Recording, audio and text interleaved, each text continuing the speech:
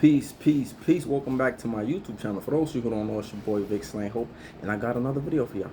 Today we're going to be doing another law on the 48 laws of power. This one is law number 35. Master the art of timing.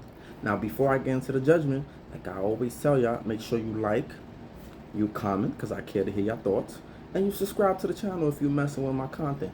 But don't forget to share. More importantly, share, because other people deserve to know. Right? Okay, let's get into the judgment. The judgment says, never seem to be in a hurry. Hurrying betrays a lack of control over yourself and over time. Always seem patient, as if you know that everything will come to you eventually. Become a detective of the right moment. Sniff out the spirit of the times, the trends that will carry you to power. Learn to stand back when the time is not yet right, and also to strike fiercely when it has reached fruition. Now, this concept of time, they give a few examples. They give actually really one example, but then they also give three concepts of time, right?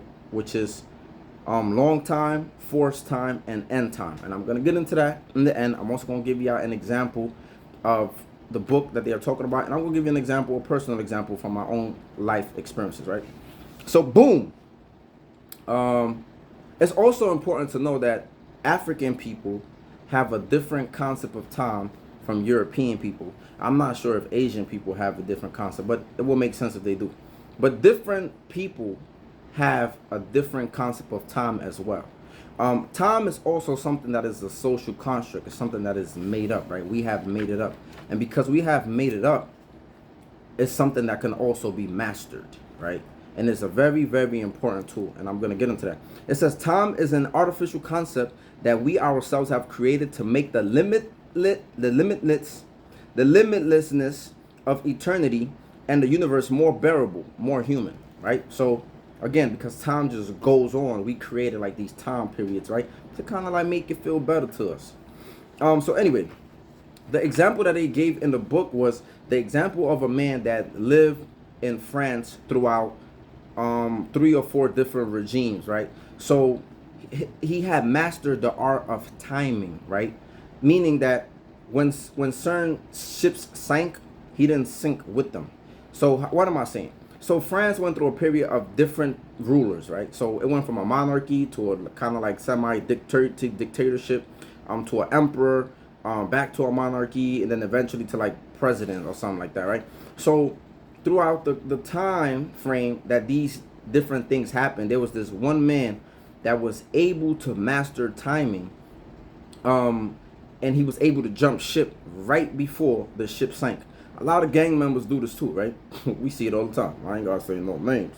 We see it all the time. When the gang seems like it's not really recruiting, or it's not really moving in the right direction, right? They jump ship to whatever the next up and coming gang is, or whatever the next most powerful thing is.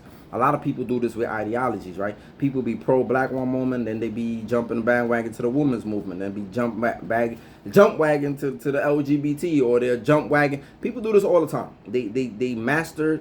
I'm not saying that they master it, but people feel like whatever group is going to win, they know the timing to jump onto that group, if that makes sense, right? So I'm gonna get into the examples of the 3 different concepts of time, right? And the first one is long time. So the example of long time, it's like, for example, when you're late, right? Like a lot of people, they set their alarm, they want to get there on time, they wanna you want to be able to be there on time. But a lot of times what ends up happening is this: when you are late, you tend to hurry, right?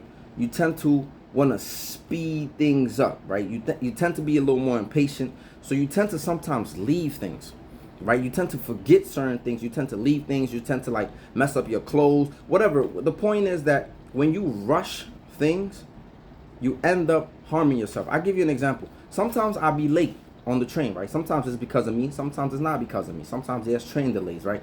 And then sometimes I find myself being impatient, right? And when you are impatient, sometimes you even get emotional, you get angry, you get upset, and then sometimes you do rational things because you have not mastered yourself or your emotions in that moment. A lot of times when a times is not right, we get very emotional, and then we give into our emotions, which just lead us down the spiral of having more problems and more issues.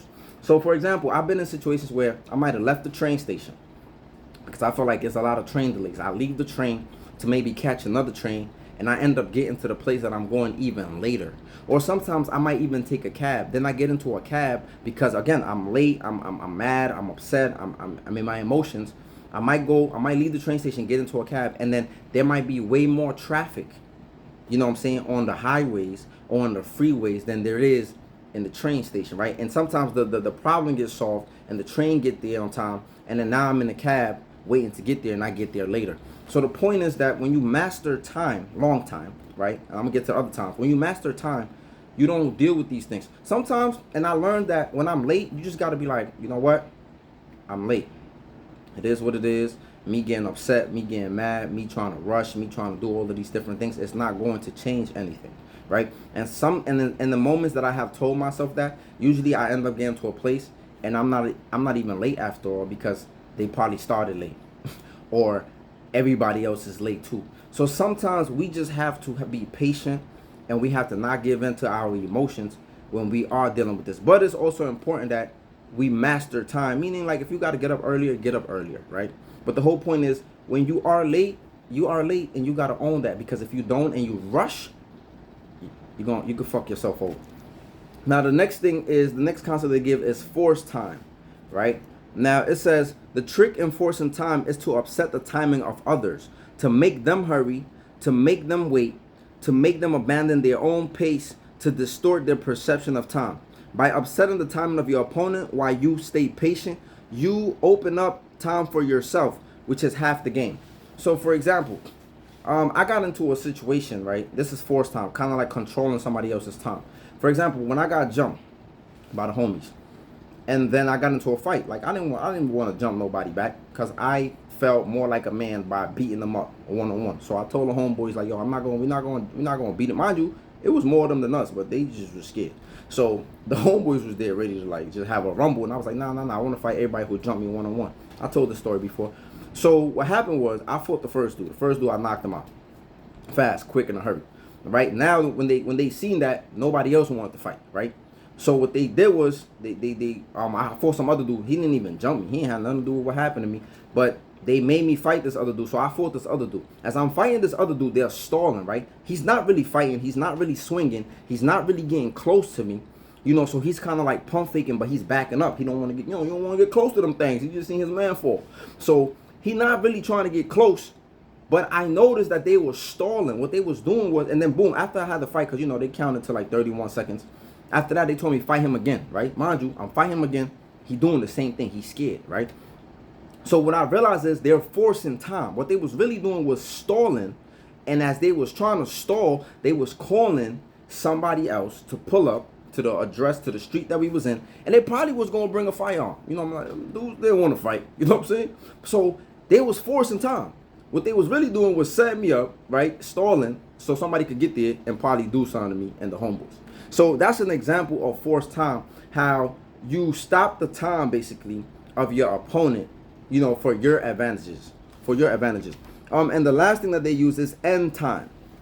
End time means this: after you are patient, after you strategize, after you wait for the perfect timing, when the end time comes for you to attack or to finish up your movements, you have to finish them up.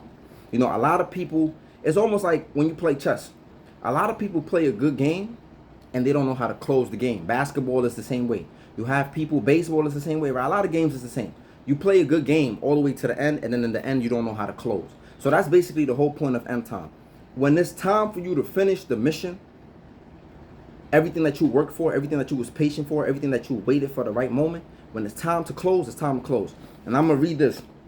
The hawk, patiently and silently, it circles the sky, high above all, seeing with its powerful eyes. Those below have no awareness that they are being tracked. Suddenly, when the moment arrives, the hawk swoops down with the speed that they cannot defend against. Before its prey knows what has happened, the bird's vice-like talons have carried it up into the sky. So, prime example, the hawk is patient. He watches you. He watches you, he watches you, he watches you, right?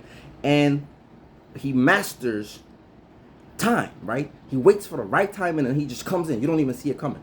So that's the same way that you have to be at the end of your game, at the end of times. You have to be like the hawk. You know what I'm saying? You can't waste no time. You can't play no games. When you seize the opportunity, you have to take it. And I'll give you an example from Khalid bin al-Walid, right? And he is known as one of the top 10 commanders that the world has ever seen, right? During the battle of Uhud, against the Prophet Muhammad sallallahu alaihi wasallam, Khalid bin al-Walid was fighting against the Prophet Muhammad sallallahu alaihi wasallam, and he waited, right? What he did, he was an army general, commander. He didn't join the fight, like he let everybody fight, and all he did was just wait with a few of his troops. He just waited, he just waited, he just waited, he just waited. He watched as the war went on, and at first the Muslims was watching him because they obviously knew he was watching for something, right? But then they got distracted, and they went and did something else. But all smart generals notice that there's always a moment in time, whether it's in a war, whether it's in whatever battle, they always know that there's a precise moment of time where the tides kind of like change or people get distracted, and boom, you just got to hit him where it hurts. And that's exactly what he did. He waited for them to get distracted, and the moment they got distracted and they left their post, he attacked, and the Prophet Muhammad sallallahu alaihi wasallam and his companions lost the victory. Lost the battle. So that's the point. That's the three concepts of time: is long time, forced time, and end time. Let me know what y'all thoughts are. And like I said before in the beginning, if you like the content, make sure you like it so it can circulate. Make sure you share it so other people could benefit, and make sure you subscribe to the channel. Y'all stay blessed out there. Peace.